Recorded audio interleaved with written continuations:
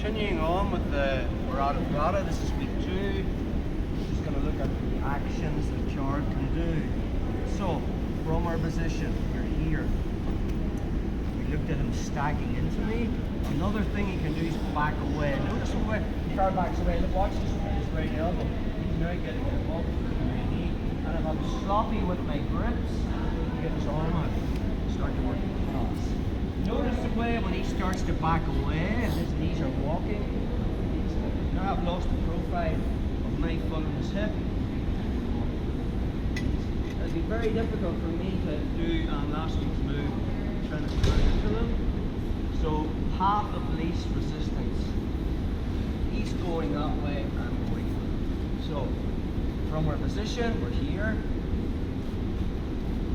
Again, when you're drilling this, guys, don't keep a really hard Baratoplata locked on, because you really wreck them. So as Chard backs away, first thing I'm doing is I turn my knee down. I keep the grip on my thigh, and as Chard backs away, I drop my knee to the mat. Notice the way I'm on my right shoulder. Okay. I'm starting to build a base to my right elbow. Now he's moving that way, I'm coming up with him. Now the detail I'm thinking about is I'm getting my foot on the mat. I don't want him falling onto my leg. If you were here last week, we are in the same position that we were in, keeping my grips. That hand that I posted on is going to find Chard's pants, keeping him on his side, and then from there I can lift my knee off the mat and start to bring my ass towards the mat. Again, if he goes hand to hand from here, or grabs his collar, we've already covered this, underhook his leg and sit back, and now from there I can make the triangle, and now I look to try and bring his shoulders back towards him. Let's get another angle on that. So, from our position,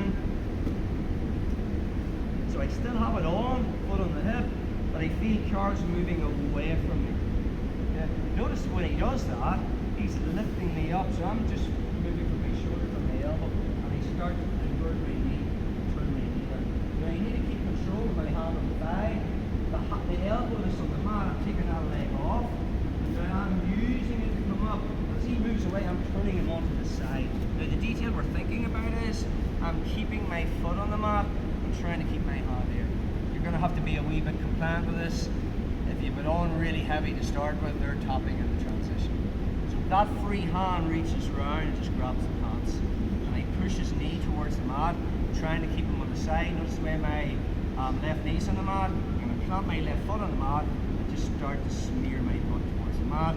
This time he goes hand to hand. I'm just going to underhook his leg and sit back. Make the triangle. And get his shoulders on the mat again.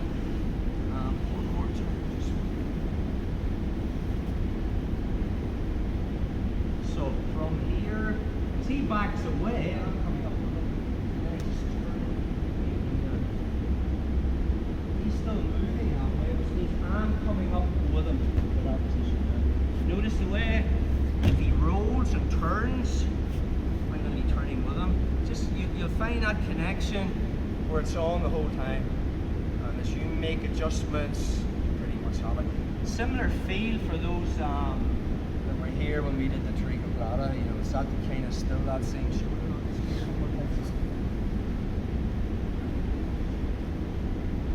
Here, he starts to back away. I'm turning my knee down, coming up on my elbow.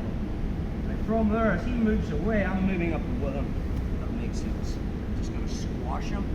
Foot on the mat, find that, find his knees, push them down. And again, I can lift that knee off the mat, smear, he goes hand to hand.